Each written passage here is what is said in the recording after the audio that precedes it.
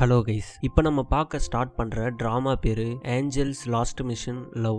So first இந்த ட்ராமாவோட ஒரு சின்ன கான்செப்டை சொல்லிடுறேன். அதாவது வாழ்க்கையை ரொம்பவும் வெறுத்து போய் பார்வை இல்லாமல் ஒரு இருட்டு அறைக்குள்ள ஒரு வட்டம் போட்ட மாதிரி ஏண்டா வாழ்கிறோம் அப்படின்னு வாழக்கூடிய நம்ம ஹீரோயின். உலகத்தில் யாருக்காவது ஏதாவது கஷ்டம் இருந்தால் அதை போய் சரி பண்ணு அப்படிங்கிற மாதிரி கடவுள் அனுப்பி வச்ச ஒரு ஏஞ்சல் தான் நம்ம ஹீரோ. ஸோ இப்போ நம்ம ஹீரோயினை காதலிக்க ஆரம்பிக்கிறாரு. காதலிக்க ஆரம்பிச்சதுக்கப்புறம் நம்ம ஹீரோயினோட வாழ்க்கையில் என்னெல்லாம் நடந்தது, அவங்களுக்குள்ள காதல் ஏற்பட்டதா இல்லையா, கடைசியில நம்ம ஹீரோயினுக்கு கண் பார்வை கிடைச்சதா இல்லையா, ஸோ இது எல்லாத்தையுமே கொஞ்சம் ஃபேண்டசி கலந்து ரொம்பவே அழகா சொல்ற கதை தான் Angels Last Mission Love. So இன்னைக்கு நம்ம இந்த டிராமாவோட ஃபர்ஸ்ட் எபிசோட பத்தி தான் பார்க்க போறோம். வாங்க வீடியோக்குள்ள போலாம். எபிசோடோட ஸ்டார்டிங் சீன்ல மிகப்பெரிய ஒரு ஆடிட்டோரியத்துல அத்தனை மக்களுக்கு முன்னாடி ஒரு பெல்லி டான்ஸ் ஒன்று நடந்துகிட்டு இருக்கு. ரொம்பவும் அழகா ஆடிக்கிட்டு இருக்காங்க.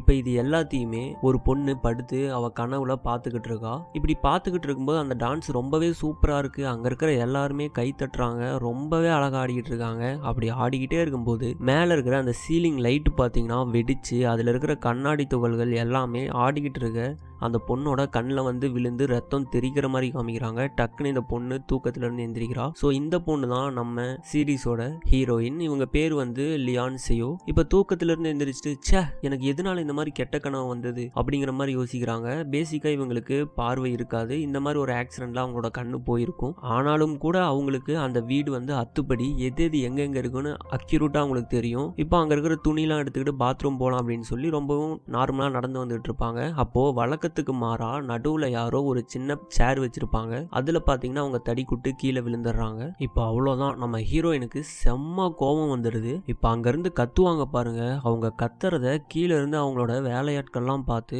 அலறி அடிச்சுட்டு மேலே ஓடி வராங்க. இப்போ நம்ம ஹீரோயின் என்ன பண்றாங்க அப்படின்னா எல்லாத்தோட கண்ணிலையுமே ஒரு கருப்பு துணியை கட்டிட்டு நடந்து போங்க அப்படின்னு சொல்றாங்க. அவங்களும் ஒருத்தங்களாம் நடந்து போயிட்டு இருக்காங்க. அங்கங்க டேபிள் இருக்கு, கால் தடிக்கி அப்படியே நின்னுறாங்க. இப்போ அந்த இடத்துக்கு ஒருத்தர் வராரு. இவர் யாருன்னு பார்த்தா இவரோட பேர் வந்து ஜோ. நம்ம ஹீரோயின் சின்ன வயசா இருக்கும்போது இவங்க வீட்டுக்கு டிரைவரா வேலைக்கு வந்திருப்பாரு. அப்புறம் நம்ம ஹீரோயினோட அம்மாவும் அப்பாவெல்லாம் இறந்து போனதுக்கு அப்புறம் நம்ம ஹீரோயினை ஃபுல்லா இவர் தான் பார்த்துக்கிட்டு இருக்காரு. ஸோ நம்ம ஹீரோயினோட ஒரு அங்கிள் மாதிரின்னு கூட சொல்லலாம். இப்போ இந்த ஜோ வந்து கேட்குறாரு என்ன நடந்தது, எதுக்காக இப்படி பண்ணிக்கிட்டு இருக்கேன்னு கேட்கும்போது நான் வழக்கமா நடந்து வர அந்த பாதையில யாரோ சேரை இடையில வச்சிருந்தாங்க, அது யாருன்னு சொல்லுங்க நான் சொல்லி கேட்குறேன். ஆனால் யாருமே ஒத்துக்க மாட்டாங்க. அதனால கண்ணு தெரியாதவங்களோட கஷ்டம் என்னன்னு அவங்களுக்கு புரியணும் அப்படிங்கறக்காக தான் கண்ணை கட்டி நடக்க சொல்றேன் அப்படிங்கிற மாதிரி நம்ம ஹீரோயின் சொல்லிட்டு இருக்காங்க. இப்போ திரும்பவும் கேட்குறாங்க இப்பயாவது யாருன்னு உண்மையை ஒத்துக்கிறீங்களா, இல்லை இன்னமும் இதே மாதிரி நடந்துகிட்டே தான் இருக்கணும் நீங்க ஒத்துக்கிற வரைக்கும் அப்படின்னு சொல்லும்போது ஒருத்தங்க வந்து நான் தான் மேம் தெரியாம பண்ணிட்டேன் அப்படின்னு சொல்றாங்க. எனக்கு அப்பவே தெரியும் உங்களில் யாரோ ஒருத்தங்க தான் இது பண்ணியிருப்பாங்க அப்படின்னு. ஸோ இனிமேல் நீங்க வேலைக்கு வர வேணாம், உன்னை நான் டிஸ்மிஸ் பண்றேன் அப்படின்னு சொல்லி அப்பயே வேலையை விட்டு போக சொல்லிடுறாங்க. இதுல இருந்தே தெரிஞ்சுக்கலாம் நம்ம ஹீரோயின் எவ்வளோ ஒரு கோவக்காரி அப்படிங்கிறத. இப்போ அவங்க ரூம்ல உக்காந்து இருக்கும்போது அந்த இடத்துக்கு ஒரு செக்ரட்டரி வராங்க. இவங்க தான் நம்ம ஹீரோயினோட ஒரு அசிஸ்டன்ட் மாதிரி கூட சொல்லலாம். இப்போ அவங்க வந்து அந்த அன்னைக்கு அவங்களுக்கு சில லெட்டர்ஸ் எல்லாம் வந்திருக்கும். அதெல்லாம் எடுத்து நம்ம ஹீரோயின்ட்ட சொல்லிட்டு இருக்காங்க. இந்த இடத்துல இருந்து வந்தது, அந்த இடத்துல இருந்து வந்தது, இந்த மாதிரிலாம் சொல்லிட்டு இருக்கும்போது ஃபென்டாஸ்டியா அப்படின்னு சொல்லிட்டு ஒரு மிகப்பெரிய டான்ஸ் இன்ஸ்டியூட்டோட 25th இயரை கொண்டாடணும் அப்படிங்கறக்காக அவங்க ஒரு நிகழ்ச்சியை ஏற்பாடு பண்ணியிருக்காங்க. அதுவும் நாளைக்கு சாயந்தரம் 5 மணிக்கு பண்ணியிருக்காங்க. இதை கேட்டோடனே நம்ம ஹீரோயின் செம கோவப்படுறாங்க.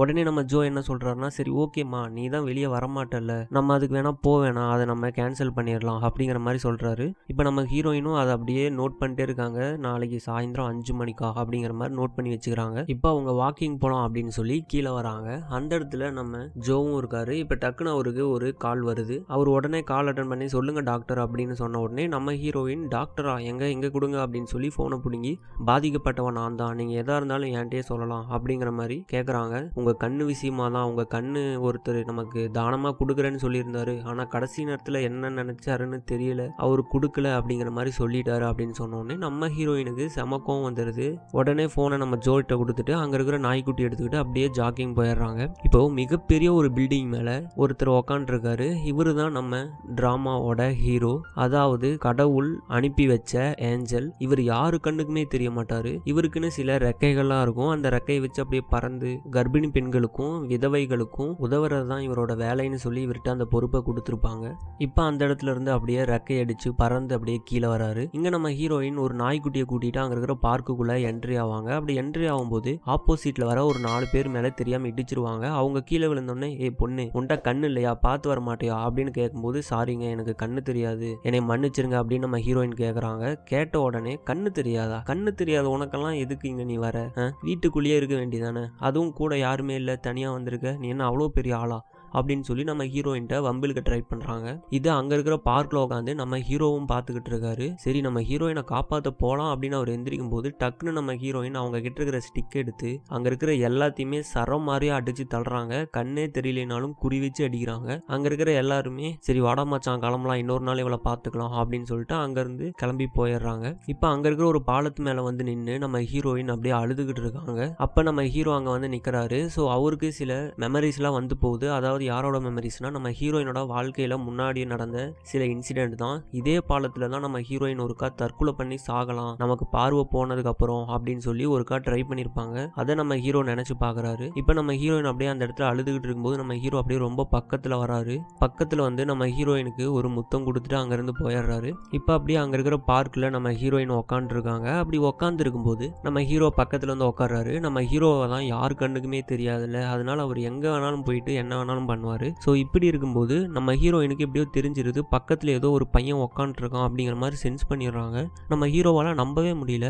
நார்மலா கண்ணு தெரிகிற மனிதர்களுக்கே என்னை தெரியாது, இந்த பொண்ணுக்கு கண்ணு வேற தெரியல, ஆனா என்னை எப்படி கண்டுபிடிச்சா அப்படிங்கிற மாதிரி நம்ம ஹீரோ யோசிச்சுக்கிட்டு இருக்கும்போது பக்கத்தில் இருக்கிறது யாரு, என்ன ஒரு பொண்ணு பக்கத்தில் இப்படிதான் வந்து உட்காருவியா, உனக்கு அறிவில்லை, வேற எங்கேயும் நீ போய் உட்கார மாட்டியா, இங்கதான் உனக்கு இடம் இருக்கா அப்படிங்கிற மாதிரி கேள்விக்கு மேல கேள்வி போட்டு கேட்டுட்டு இருக்காங்க. நம்ம ஹீரோக்கு என்ன பண்ணுறதுனே தெரியல. அப்புறம் தூரத்துல இருந்து நம்ம ஹீரோயினோட அசிஸ்டன்ட் ஓடி வராங்க. அதை பார்த்து நம்ம ஹீரோ அப்படியே மறைஞ்சிடறாரு. இப்போ அவங்க வந்து யார்கிட்ட பேசிட்டு இருக்கீங்க மேடம் அப்படின்னு கேட்கும்போது இங்கே ஒரு பையன் உட்காந்துட்டு இருக்கிறான், அவனை என்னன்னு கேளு அப்படின்னு சொல்லும்போது இல்லையே மேடம் யாருமே இல்லையே அப்படிங்கிற மாதிரி அவங்களும் சொல்கிறாங்க. இல்லையா, இல்லையே, நான் இங்கே தான் நான் பார்த்தேன், இங்கே தான் அவன் இருந்தான், கண்டிப்பாக ஒருத்தன் பக்கத்தில் இருந்த மாதிரி தான் எனக்கு உணர்வு இருக்குது, எனக்கு அப்படிதான் தோணுச்சு அப்படின்னு சொல்லி கீழே கை வச்சு தேடுறாங்க. அந்த இடத்துல ஒரு கர்ச்சீப் கிடைக்குது. இது நம்ம ஹீரோவோட கர்ச்சீப் தான். ஸோ அதை எடுத்து வச்சுக்கிறாங்க. இப்போ அப்படியே கட் பண்ணால் ஒரு மிகப்பெரிய ஈவெண்ட்டுக்கான எல்லா அரேஞ்ச்மெண்ட்டும் சூப்பராக நடந்துகிட்டு இருக்குது. அந்த இடத்துக்கு நம்ம ஜோ வராரு. அவர் வந்து ஒரு லேடி கிட்ட பேசுறாரு. அந்த லேடி வேற யாருமே இல்லை, நம்ம ஹீரோயினோட அத்தை தான். நம்ம ஹீரோயின் ஒரு டான்ஸராக இருப்பாங்கல்ல, அவங்க அம்மா அப்பா வந்து ஒரு இன்ஸ்டியூட்டே வச்சிருப்பாங்க. இப்போ அந்த இன்ஸ்டியூட்டை இவங்க தான் எடுத்து நடத்திக்கிட்டு இருக்காங்க. இப்போ ஜோ வந்து என்ன பேசுறாருன்னா, நாளைக்கு அவங்க அம்மா அப்பாவோட நினைவு நாள், அப்போ போய் நீங்கள் இந்த மாதிரி செலிப்ரேஷன் ஈவெண்ட்லாம் வச்சிருக்கீங்களே, அவளால் எப்படி வர முடியும் அப்படின்னு சொல்லும்போது அவள் நடத்த வேண்டியதை நான் எடுத்து நடத்திக்கிட்டு இருக்கேன், எந்த ஒரு எக்ஸ்பீரியன்ஸுமே எனக்கு கிடையாது, நான் அவளை முறைப்படியாக கூப்பிட்டுருக்கேன், அவள் நாளைக்கு கண்டிப்பாக வந்து தான் ஆகணும், கண்ணு போனதுக்கப்புறம் 3 வருஷமாக வீட்டுக்குள்ளேயே அடைஞ்சு கிடக்கிறா, அவள் வேலையும் எடுத்து நான் தான் செய்ய வேண்டியதாக இருக்குது அப்படிங்கிற மாதிரி ரொம்பவும் கோவப்பட்டு சிடுன்னு பேசிகிட்டு இருக்காங்க. சரி ஓகே, இதுக்கு மேலே உங்ககிட்ட பேச எதுவுமே இல்லை அப்படின்னு சொல்லிட்டு அவர் கிளம்பும்போது எனக்கு தெரியாது, அவள் நாளைக்கு வந்தே ஆகணும் அப்படின்னு அவங்க சொல்கிறாங்க. அதெல்லாம் இருக்கட்டும், நான் ஒரு தாட்டியும் டாக்டர் கிட்ட கண் தானம் பண்ணுறவரை ரெடி பண்ணும் போதும் ஏதோ ஒரு பிரச்சனையான அவர் கிளம்பி போயிடுறாரு. ஸோ இது எனக்கு சுத்தமாக புரியல, அவளோட கண்ணு விஷயத்தில் யாராவது சண்டை போட்டு பிரச்சனை பண்ணி இடையில யாராவது ஏதாவது பண்ணுறாங்க அப்படின்னு தெரிஞ்சால் நான் சும்மா இருக்க மாட்டேன் அப்படின்னு சொல்லிட்டு அங்கேருந்து கிளம்பிடுறாரு. இப்போ நம்ம ஹீரோயினோட அத்தையும் வந்து அந்த டாக்டர் கிட்ட பேசுகிறாங்க. என்ன டாக்டர் எல்லாமே சொல்லிட்டீங்க போல அப்படின்னு சொல்லும்போது உண்மையை என்னால் ரொம்ப நேரம் மறைச்சி வச்சுட்டு இருக்க முடியாது, என்னதான் இருந்தாலும் நானும் ஒரு டாக்டர் தானே அப்படிங்கிற மாதிரி அவரும் சொல்கிறாரு. நீங்கள் வெறும் டாக்டர் தான், ஆனால் நான் நினச்சா உங்களை என்ன வேணாலும் பண்ணுவேன் அப்படின்னு சொல்லிட்டு அங்கேருந்து அத்தையும் கிளம்பி போயிடுறாங்க. அதாவது இதிலிருந்து என்ன தெரிய வருதுன்னா, நம்ம ஹீரோயினுக்கு கண் பார்வை வரக்கூடாதுன்னு சொல்லி இவங்க நிறைய வேலைகளை செஞ்சுட்டு இருக்காங்க அப்படிங்கிறது தெரிய வருது. இப்போ அந்த அன்னைக்கு நைட்டு நம்ம ஹீரோவோட கர்ச்சீப் எடுத்து வச்சுக்கிட்டு யாரா இருக்கும், நம்ம கிட்ட ஒருத்தங்க வந்து பேசுன மாதிரி இருந்தது அப்படின்னு சொல்லி நம்ம ஹீரோயின் அப்படியே அதை யோசிச்சுக்கிட்டே இருக்காங்க. இங்க நம்ம ஹீரோவும் நம்ம எப்படி அந்த பொண்ணோட கண்ணுக்கு தெரிஞ்சோம், அப்ப நம்ம எல்லாரோட கண்ணுக்கும் தெரிய ஆரம்பிக்கிறோமா, மனிதர்கள் நம்மளை பார்க்க முடியுமா அப்படிங்கிற மாதிரி ஒரு ரோட்ல நின்று கை காமிச்சு என்னை தெரியுதா அப்படிங்கிற மாதிரி பார்த்துக்கிட்டு சொல்லிக்கிட்டு காமிச்சுக்கிட்டு இருக்காரு. அப்படி பண்ணிக்கிட்டு இருக்கும்போது அதுல ஒரு கார் பாத்தீங்கன்னா நிக்காம போயிட்டு டக்குன்னு ஒரு இடத்துல எது மேலேயோ மோதி அப்படியே கார் நடு ரோட்ல நிக்குது. உள்ள இருந்து 2 பேர் இறங்கி வந்து ஓடி வந்து பார்த்துட்டு திரும்பவும் கார் எடுத்துட்டு போயிடுறாங்க. அந்த இடத்துக்கு நம்ம ஹீரோ போய் பார்த்தா அங்க ஒரு பூனைக்குட்டியை அடிச்சு போட்டிருந்தாங்க. அது உயிருக்கு போராடிக்கிட்டு இருக்கு. இப்ப அந்த பூனையை நம்ம ஹீரோ அங்க இருந்து அப்படியே தூக்குறாரு. இப்ப இங்க ஒருத்தர் அந்த பூனையை வச்சு மனிதர்களை விட ரொம்பவே அழகா இருக்கே அப்படின்னு சொல்லிக்கிட்டு இருக்காரு.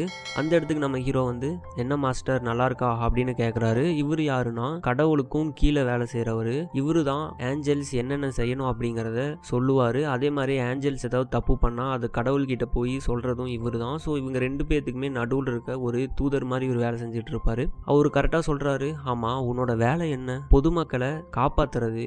ஆனா நீ என்ன பண்ணிக்கிட்டு இருக்க, நாய்க்குட்டியை எவனாவது திருடிட்டு போனா அவனை ஏமாத்தி அந்த வண்டியில இருந்து எல்லா நாய்க்குட்டியையும் தப்பிக்க விடுற, தப்பு பண்ற மனிதர்களை டிரைனேஜ் குழிக்குள்ள தள்ளுற, நம்ம மனிதர்களை காப்பாற்றணும், அவங்கள துன்புறுத்தக்கூடாது, இந்த மாதிரிலாம் நீ பண்ணிக்கிட்டு இருந்தா ஒண்ணுமே பண்ண முடியாதுன்னு சொல்லும்போது என்ன மாஸ்டர் பண்றது, நானும் மனிதர்களுக்கு நல்லது பண்ணணும்னு தான் ஆசைப்படுறேன், ஆனா எல்லாருமே கொஞ்சம் கெட்டவங்க அதிகமாக இருக்காங்க அப்படின்னு சொல்லும்போது சரி அதெல்லாம் விடு, உனக்கு இன்னும் 24 மணி நேரம் டைம் இருக்கு, அதாவது ஒரு நாள் டைம் இருக்கு. நாளைக்கு இதே நேரத்துக்கு உன்னோட கர்ச்சீப் எடுத்துட்டு இந்த இடத்துக்கு வந்தா மட்டும்தான் உன்னை என்னால் தேவலோகத்தில் சேர்க்க முடியும். நாளையிலிருந்து இந்த பூமியிலேருந்து நீ விடுபட்டுறலாம் அப்படின்னு அவரும் சொல்லிட்டு இருக்காரு. நம்ம ஹீரோவும் செம்ம ஜாலியாக அதெல்லாம் ஒன்றும் கவலைப்படாதீங்க, நாளைக்கு டான் இந்த நேரத்தில் இங்கே இருப்பேன் அப்படின்னு சொல்லிட்டு வாய் விட்டுக்கிட்டு இருக்காரு. அப்பதான் தெரிய வருது அவர்கிட்ட இருக்கிற அந்த கர்ச்சீப்பை காணோம். அது இருந்தால் மட்டும்தான் அவரு மேல் லோகத்துக்கு போக முடியும். அதாவது கடவுளுக்கும் அவருக்கும் இருக்கிற ஒரு கருவினா அந்த கர்ச்சீப் தான். அது மட்டும் இல்லைன்னா இவரால யாரையுமே கான்டாக்ட் பண்ண முடியாது. இதை தெரிஞ்சுக்கிட்டு அவரு உடனே அதை தேடணும் அப்படிங்கறதுக்காக சரி மாஸ்டர் நான் வரேன் அப்படின்னு சொல்லிட்டு அங்கிருந்து கிளம்பிடுறாரு. இப்ப அந்த பார்க்ல தான் மிஸ் ஆயிருக்கும், கண்டிப்பா அது அந்த கண்ணு தெரியாத பொண்ணு தான் எடுத்திருப்பா அப்படின்னு சொல்லி நம்ம ஹீரோயினோட வீட்டுக்கு வந்து ரூம்குள்ள வந்து எப்படியாவது அது எடுக்கணுமே அப்படின்னு தேடி பார்க்கும்போது நம்ம ஹீரோயின் கையிலேயே வச்சு தூங்கிட்டு இருக்காங்க. அதை எடுக்க முடியாம வீட்டுக்கு மேல போய் உக்காந்துடுறாரு. இப்ப அடுத்த நாள் காலையில விடிஞ்சிருது. இப்ப நம்ம ஹீரோயின் அப்படியே ரெடியாகி கீழே வராங்க. 3 வருஷத்துக்கு அப்புறம் நம்ம ஹீரோயின் வீட்டை விட்டு வெளியே போறாங்க. அதாவது ஒரு ஃபங்க்ஷனுக்கு போறாங்க. நம்ம ஜோவும் கார் ஓட்டிட்டு போயிட்டு இருக்காரு. பின்னாடி நம்ம ஹீரோயின் உட்காந்து வந்துகிட்டு இருக்காங்க. இவங்க எந்த ஃபங்க்ஷனுக்கு போறாங்கன்னா அவங்க அத்தை நடத்துறாங்களா ஒரு ஃபங்க்ஷன். ஸோ அந்த இடத்துக்கு தான் போவாங்க. பக்கத்துலேயே பார்த்தீங்கன்னா நம்ம ஹீரோ உட்காந்துட்டு எப்படியாவது இந்த கர்ச்சீப்பை வாங்கியே ஆகணும் இன்னைக்கு அப்படின்னு ட்ரை பண்ணிட்டு இருக்காரு. இப்போ நேராக காரும் பார்த்தீங்கன்னா அந்த ஈவெண்ட் நடக்கிற இடத்துக்கு போகுது. அங்கே போய் இறங்கின உடனே அவங்க அத்தையும் மாமாவும் ஏதோ நிஜமாலுமே பாசம் இருக்கிற மாதிரி உன்னை பார்த்து எவ்வளோ நாள் ஆச்சு அப்படின்னு சொல்லி அப்படியே கட்டி பிடிக்க வராங்க. நம்ம ஹீரோயினுக்கு இதெல்லாம் தெரியும்ல, அவங்கெல்லாம் அவ்வளோக்கா அதை எதுவும் எடுத்துக்கல, அப்படியே விட்டுறாங்க. இப்போ அவங்க அத்தை பொண்ணு பார்த்தீங்கன்னா நீங்கள் வந்ததில் ரொம்ப சந்தோஷம் அப்படின்னு சொல்லும்போது ரூனா நீ தானே அது அப்படின்னு நம்ம ஹீரோயின் கரெக்டாக கண்டுபிடிச்சிடுறாங்க. என்னோட பேரெல்லாம் உங்களுக்கு ஞாபகம் இருக்கா அப்படின்னு அவங்க அத்தை பொண்ணும் அப்படியே கேட்குறாங்க. சரி உள்ளே போகலாம் வாங்க, நிகழ்ச்சி ஸ்டார்ட் ஆக போகுது அப்படின்னு சொல்லிட்டு அங்கே இருக்கிற எல்லாருமே உள்ளே வராங்க. இப்போ அங்கே ஒரு பெல்லி டான்ஸ் நடக்க போகுது. நம்ம ஹீரோயின் இல்லாத இந்த 3 வருஷத்தில் நம்ம ஹீரோயினோட இடத்துக்கு டான்ஸ் ஆடி முன்னேறி வந்திருக்கிறதே யாருன்னு பார்த்தீங்கன்னா லீனா அப்படின்னு சொல்லிட்டு அந்த பொண்ணு தான் வந்திருப்பாங்க. இப்போ அந்த பொண்ணு கண்ணாடி முன்னாடி உட்காந்து அவங்களுக்கு அவங்களே சொல்லிட்டு இருக்காங்க, உன்னால் முடியும், இந்த டான்ஸை நீ கரெக்டாக பண்ணிடுவ, எனக்கு உண்மையில நம்பிக்கை இருக்கு அப்படிங்கிற மாதிரி அவங்களுக்கு அவங்களே நம்பிக்கை சொல்லிட்டு இருக்காங்க. இப்போ நம்ம ஹீரோயின் சரி எனக்கு பாத்ரூம் வருது, நான் பாத்ரூம் போயிட்டு வரேன்னு சொல்லும்போது நம்ம ஜோவும் இல்லை நான் கூட வரேன்னு சொல்றாரு. இல்லை பரவாயில்ல லிஃப்ட்ல தானே நானே பார்த்துக்கிறேன் அப்படின்னு சொல்லி நம்ம ஹீரோயின் அங்கேருந்து கிளம்பி போகிறாங்க. இப்போ அந்த பாத்ரூம்குள்ளே 2 பேர் நின்று பேசிகிட்டு இருக்காங்க, கோ டான்சர்ஸ். இவங்க என்ன பேசிக்கிறாங்கன்னா 3 வருஷத்துக்கு முன்னாடி மிகச்சிறந்த ஒரு டான்ஸராக இருந்த நம்ம லியான் சியோ வந்து இன்னைக்கு வந்திருக்காங்க. பாவம் அவங்களுக்கு கண்ணு தெரியாமல் போயிடுச்சு, கண்ணு தெரியாமல் இந்த ஈவெண்ட்டுக்கு வந்து அவங்க எதை பார்க்க போகிறாங்க அப்படின்னு சொல்லி சிரிச்சுட்டு இருக்காங்க. இது எல்லாத்தையுமே நம்ம ஹீரோயின் அப்படியே காதில் கேட்டு வருத்தப்பட்டுக்கிட்டு இருக்காங்க. இப்போ இந்த பக்கம் டான்ஸும் ஸ்டார்ட் ஆயிடுச்சு, எல்லாருமே டான்ஸ் ஆடிட்டு இருக்காங்க. இப்போ பாத்ரூமுக்கு அந்த பக்கம் தனியாக நம்ம ஹீரோயின் நம்ம ஹீரோவோட கர்ச்சீப்பு வச்சு அந்த மியூசிக் மட்டும் கேட்டு கண்ணே தெரியலனாலும் சூப்பராக டான்ஸ் ஆடிட்டு இருக்காங்க. இப்போ டான்ஸ் ப்ரோக்ராமும் முடிஞ்சிருச்சு. இப்போ எல்லாருமே அங்க இருக்கிற ஸ்பான்சர்ஸ்க்காக அந்த கம்பெனியை பத்தி பேசுற நேரம் அவங்க அத்தை தேடுறாங்க நம்ம ஹீரோயின் எங்க போனாங்கன்ட்டு. இப்ப நம்ம ஹீரோயினை தேடி நம்ம ஜோவும் கீழே வராரு. அந்த கார் பார்க்கிங்ல ஒருத்தர் நம்ம ஜோவோட காரு கிட்ட இருந்து எந்திரிச்சு போறான். அங்கேயும் தேடிட்டு மேல போனா கரெக்டா நம்ம ஹீரோயின் வந்துடுறாங்க. இப்ப நம்ம ஹீரோயினை போய் பேச சொல்றாங்க. அவங்களும் பேசுறாங்க. என்ன பேசுறாங்கன்னா இன்னைக்கு எங்க அம்மா அப்பாவோட நினைவு நாள், அந்த அன்னைக்கு இந்த நிகழ்ச்சி வச்சது எனக்கு ரொம்ப சந்தோஷமா இருக்கு. 3 வருஷமா வீட்டை விட்டு வெளியே வராதவ எதுக்கு இங்க வந்திருக்கான்னு தானே பாக்குறீங்க. நானும் சில விஷயங்கள் எல்லாமே சொல்லணும். 3 வருஷத்துக்கு முன்னாடி நான் நல்லா டான்ஸ் ஆடிட்டு இருந்தேன். ஒரு விபத்தால என்னோட கண்ணு போயிருச்சு. ஆனா என் கண்ணு போனதுக்கு அப்புறம் என்னை யார் எப்படி பேசினாங்க அப்படிங்கிறது எனக்கு மட்டும்தான் தெரியும். இப்ப என்னோட இடத்துக்கு முன்னேறி வந்திருக்கிற இந்த லீனாவையும் நான் ரொம்ப நல்லா பாராட்டுறேன். இந்த இன்ஸ்டியூட் என்னமும் நல்லா தான் இருக்கு, ஆனா இதை நடத்துறவங்களோட எண்ணமும் குணமும் கொஞ்சம் கூட சரியில்லை அப்படின்னு எனக்கு தோணுது. உங்களுக்கு என்ன தோணுதோ அதை நீங்க வச்சுக்கோங்க அப்படின்னு சொல்லிட்டு அப்படியே அங்கிருந்து இறங்கி கீழே வராங்க. இதை பார்த்த நம்ம ஹீரோயினோட அத்தைக்கு செம்ம கோவம் வந்துடுது. அப்படியே போய் கேட்குறாங்க, எதுக்காக எதுக்காக இந்த மாதிரி பண்ண, அத்தனை ஸ்பான்சர்ஸ் இருக்காங்க, நீ பாட்டுக்கு வந்து இந்த மாதிரி பேசிட்டு போயிட்ட, இது ஆர்கனைஸ் பண்ணுறதுக்கு நான் எவ்வளோ கஷ்டப்பட்டேன் தெரியுமா அப்படின்னு பேசும்போது, நீங்கள் நிறுத்துங்க, எனக்கு தெரியும் நீங்கள் யாருன்னு, என்னை பார்த்து சிரித்தவங்க தானே நீங்கள் அப்படின்னு நம்ம ஹீரோயின் சொல்கிறாங்க.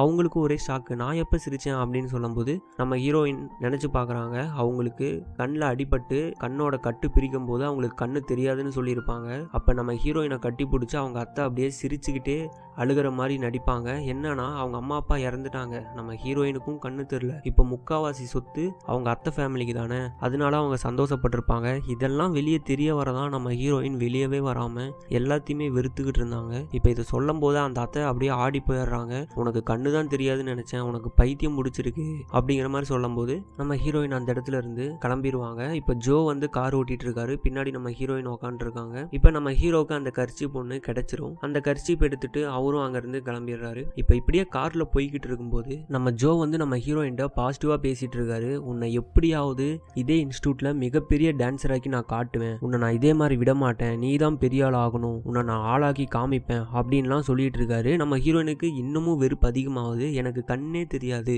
நான் என்ன பண்ண முடியும், என்னால் அவ்வளோதான், இதுக்கு மேலே எதுவுமே பண்ண முடியாது, என் லைஃபே போயிருச்சு அப்படின்னு சொல்லி கத்துறாங்க. அவர் டக்குன்னு காரை நிப்பாட்டிட்டு, எதுக்காக இந்த மாதிரி பேசுகிற, உன் நல்லதுக்கு தானே நான் சொல்கிறேன் அப்படின்னு சொல்லும்போது, எனக்கு நல்லதே வேணாம், நீ என்ன எங்கள் அப்பாவா எனக்கு நல்லது சொல்கிறதுக்கு, முதல்ல வண்டி எடுத்துக்கிட்டு வீட்டுக்கு போ அப்படிங்கிற மாதிரி சொல்கிறாங்க.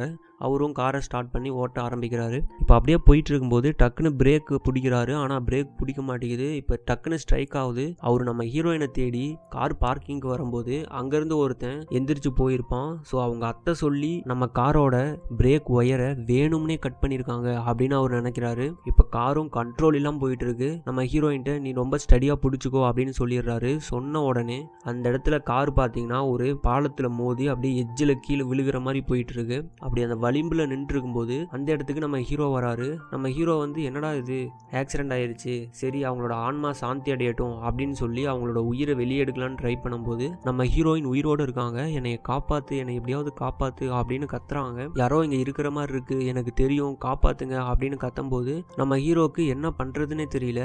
ஏன்னா ஒருத்தவங்களோட சாவுல இருக்கும்போது அவங்களுக்கு திரும்பவும் உயிர் வர வச்சா கடவுள்கள் நம்ம ஹீரோவை தண்டிச்சு சாம்பலாம் மாத்திடுவாங்க. ஸோ இதனால நம்ம ஹீரோ இவங்களுக்கெல்லாம் உதவக்கூடாது. இப்போ நான் என்ன பண்றது அப்படின்னு யோசிச்சுக்கிட்டு இருக்காரு. நான் சாகணும்னு ஆசைப்பட்டேன், அப்பெல்லாம் எனக்கு சாவு வரல, இப்போ நான் வாழணும்னு தோணுது, தயவு செஞ்சு என்னை காப்பாத்துங்க, முன்னாடி ஜோ இருக்காரு, அவரையாவது காப்பாத்துங்க, யாரோ இங்க இருக்கீங்கன்னு எனக்கு தெரியும், ப்ளீஸ் எங்களுக்கு ஹெல்ப் பண்ணுங்க, ஜோ உயிரோடு இருக்கணும் அப்படிங்கிற மாதிரி நம்ம ஹீரோயின் கத்திக்கிட்டே இருக்காங்க. ஒரு கட்டத்துக்கு மேல அவங்களோட கார் அந்த விளிம்புல இருந்து கீழே பாலத்துக்குள்ள விழுக போகுது. அப்படி போகும்போது நம்ம ஹீரோ என்ன நடந்தாலும் பார்த்துக்கலாம் அப்படின்னு சொல்லிட்டு டக்குன்னு அந்த உலகத்தையே பாஸ் பண்ணிடுறாரு. கார் அப்படியே அந்த இடத்துல ஸ்டக் ஆயிருது. இப்போ அவரோட சிறகை அடிச்சுட்டு அப்படியே கீழே போறாரு. கீழே போய் நம்ம ஹீரோயின்ட்ட நான் உன்னை காதலிக்கிறேன்னு நினைக்கிறேன், அதனால தான் நான் உன்னை காப்பாற்ற வந்திருக்கேன், நீ என்னை காதலிக்கலைனாலும் எப்படியாவது நான் உன்னை காதலிக்க வைப்பேன் அப்படின்னு நம்ம ஹீரோ அப்படியே மனசுலேயே நினைக்கிறாரு. ஸோ இந்த இடத்துலையே ஃபர்ஸ்ட் எபிசோட முடிக்கிறாங்க. இதுக்கப்புறம் என்ன நடந்திருக்கும் அப்படின்னு நான் அடுத்த வீடியோவில் சொல்கிறேன். அடுத்த வீடியோ நாளைக்கு வந்துடும். இந்த வீடியோ உங்களுக்கு பிடிச்சிருக்கும்னு நினைக்கிறேன்.